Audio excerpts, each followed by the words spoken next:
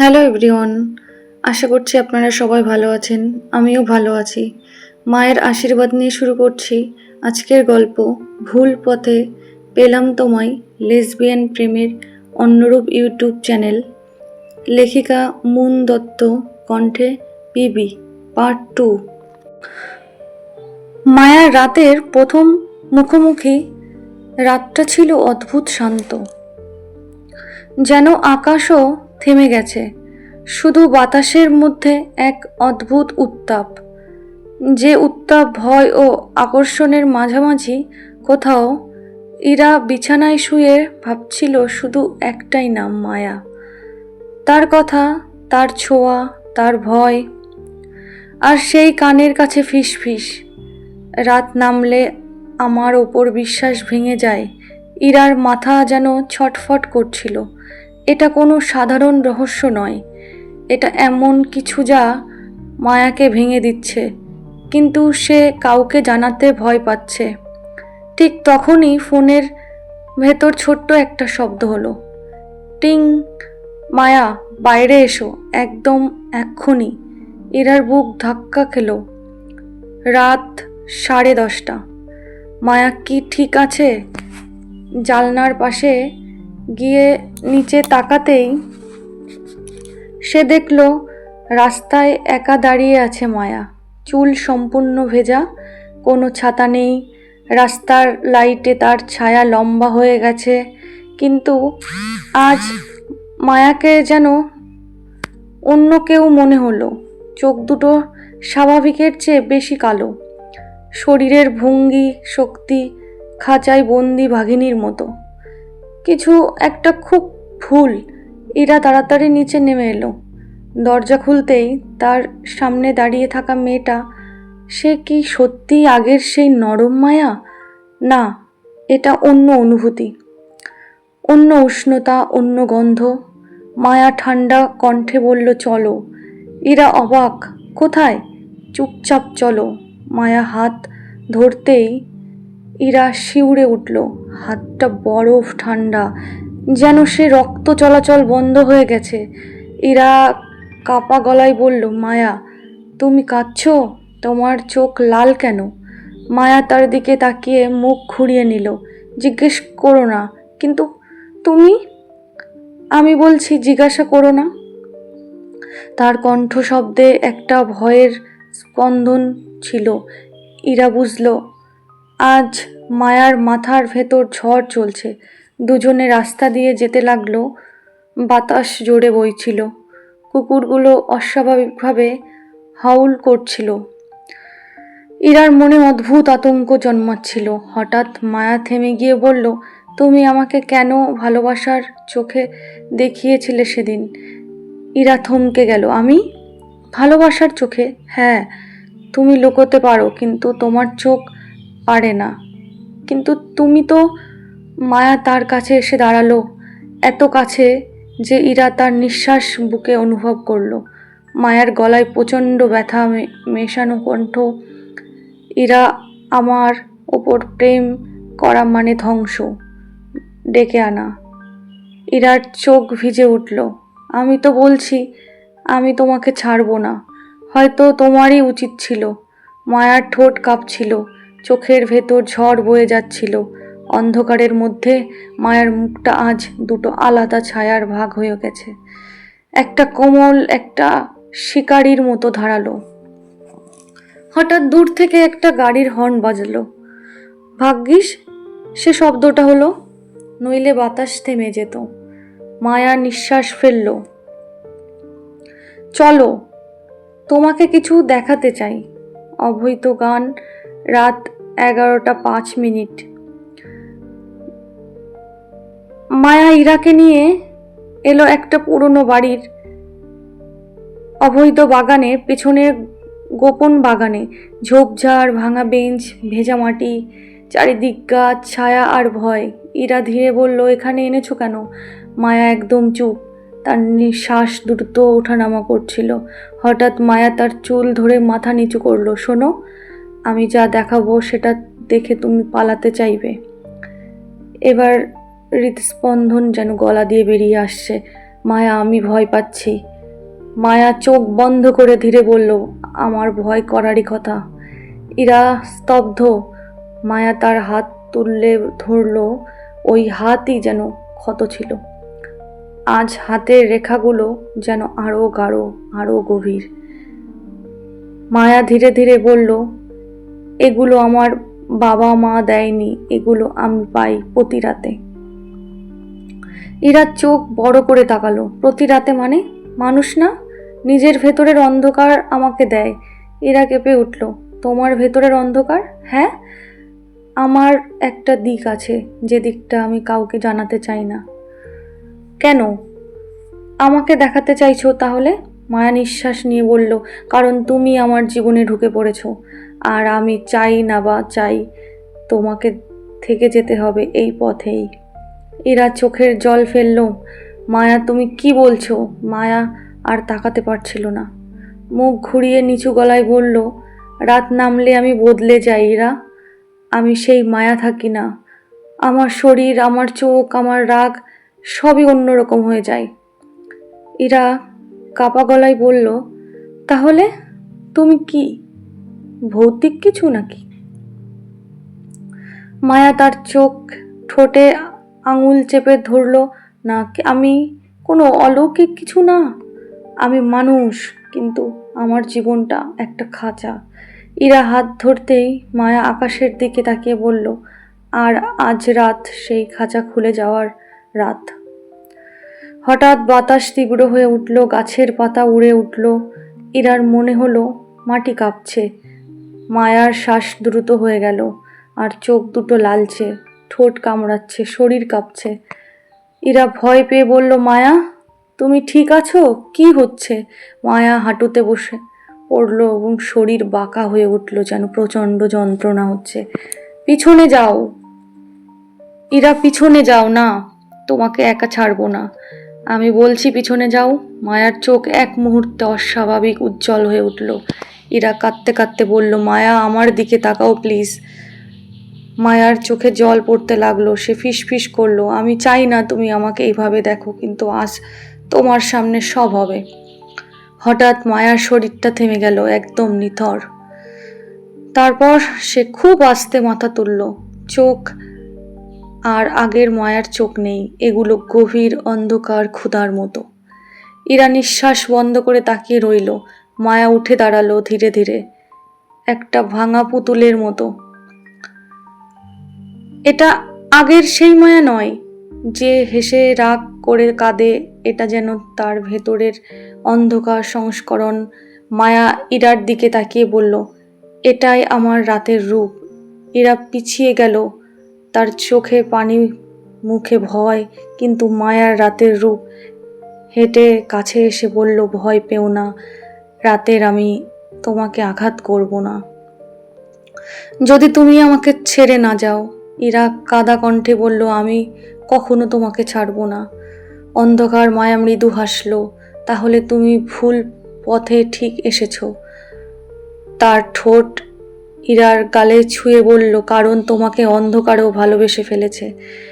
ঠিক তখনই বাগানের বাইরে কেউ ছায়ার মতন নড়ল। মায়া এক ঝটকায় ঘুরে দাঁড়ালো, চোখ দাউ দাউ করে জ্বলছে। কে এখানে? ইরা প্রথমবার বুঝলো, মায়ার রাতের রূপ শুধু ভয়ঙ্কর নয়, সুরক্ষাকারীও। আর তার ভেতরের এই অন্ধকার ইরাকে আঘাত করবে না, কিন্তু কেউ ইরার কাছে আসলে সেটাকে মায়া সহ্যও করবে না। ইরা কেঁপে উঠলে ভাবল, এই মায়াকে সে কি ভালোবাসতে পারবে, নাকি এই মায়াকে শেষ পর্যন্ত গ্রাস করবে? গল্প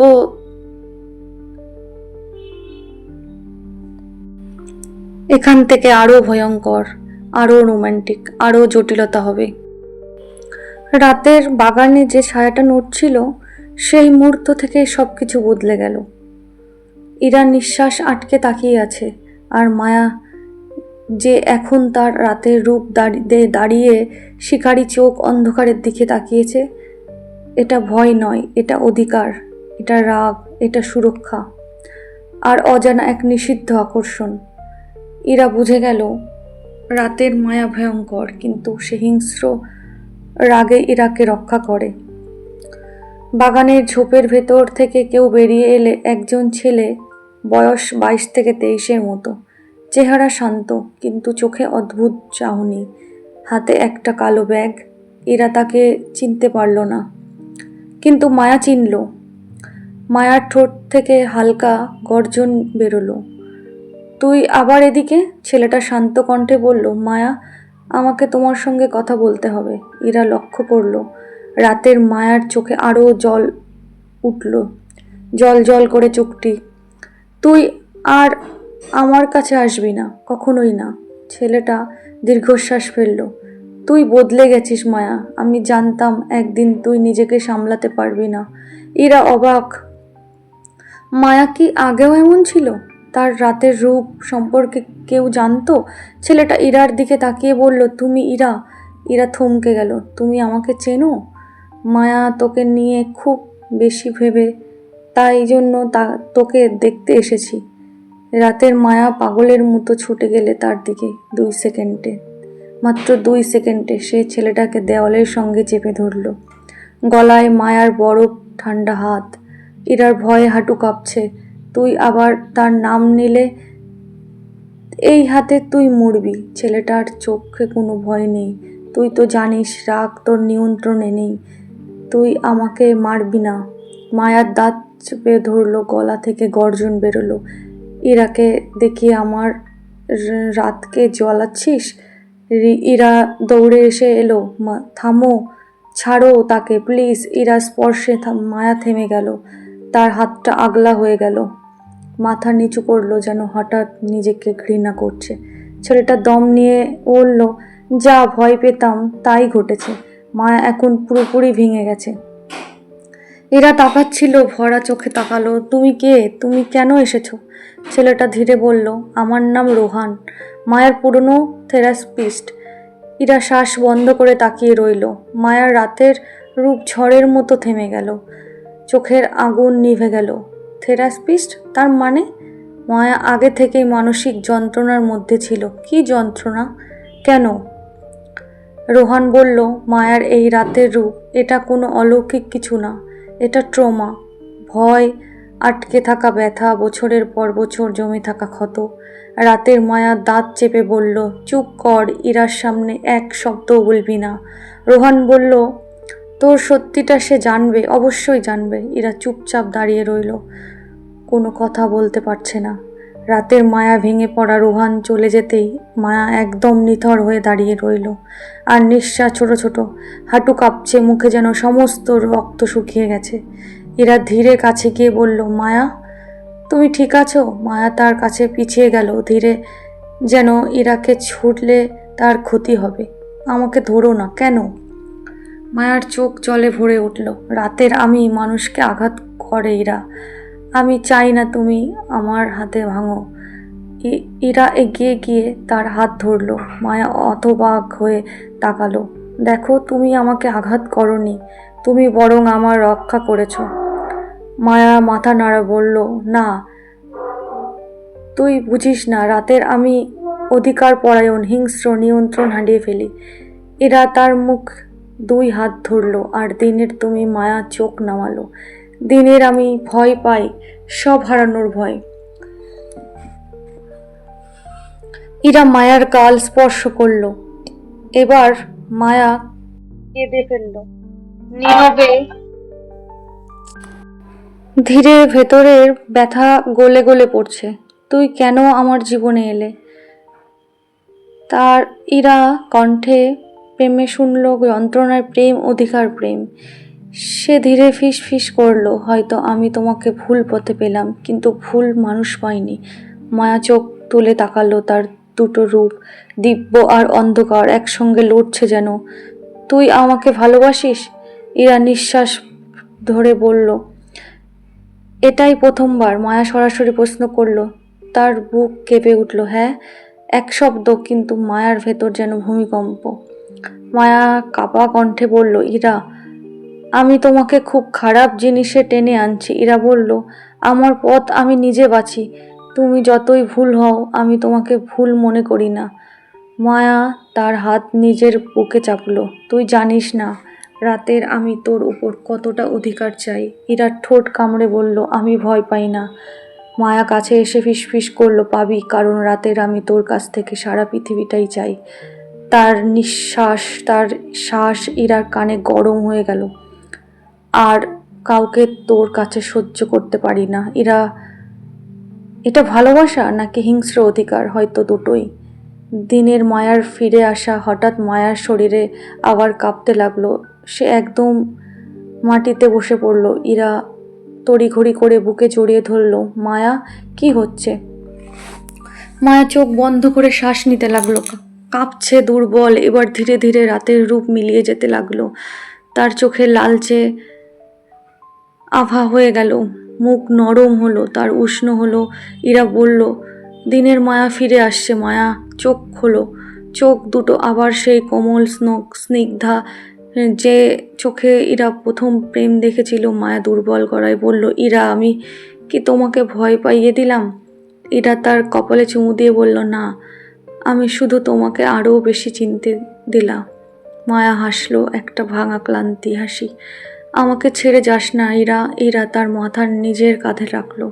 আমি কোথাও যাচ্ছি না। মায়া চোখ বন্ধ করে বলল, রাতের আমি ভালোবেসে ফেলেছি ইরা। আর দিনের আমি। তার কণ্ঠে ভেঙে গেল। দিনের আমি তোর জন্য ভয় পাই। ছায়া মানুষটাকে।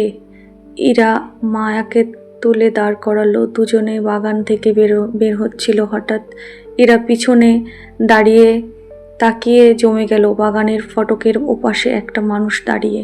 অন্ধকারে পুরো মুখ দেখা যায় না, কিন্তু চোখ দুটো জ্বলছে। ইরা কেঁপে উঠল। এ কি, রোহান নাকি অন্য কেউ? মায়া কিছু দেখতে পেল না। এরা তাকিয়ে রইল, কিন্তু মানুষটা ধীরে ধীরে পিছিয়ে অদৃশ্য হয়ে গেল। ইরার বুক ধরফর করছে। ওটা কে? কেন তাকিয়েছিল?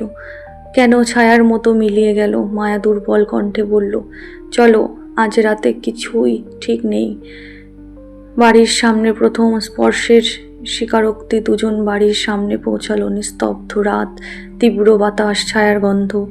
ইরা বাতাসের দরজাটা খুললে যাচ্ছিল। মায়া তার হাত ধরে ফেলল।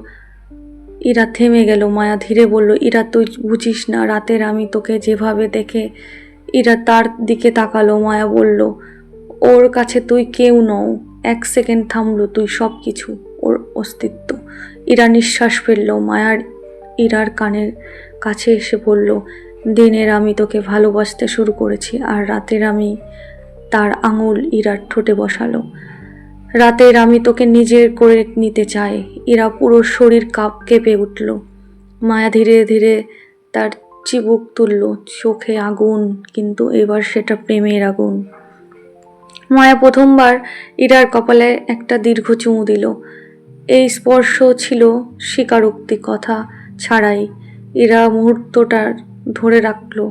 শরীর কাঁপছিল, হৃদস্পন্দন তীব্র। মায়া নিস্তব্ধে বলল, তুই আমার। এরা তাকে জড়িয়ে ধরল। কোনো কথা নয়, শুধু অনুভূতি। এই রাত থেকে দুজনের সম্পর্ক আর একই থামবে না। এটা শুধু ভালোবাসা নয়, এটা অধিকার, এটা টান, এটা ভয়, এটা গভীরতা। আর সেই ছায়া মানুষটা, সে কে? কেন এসেছে?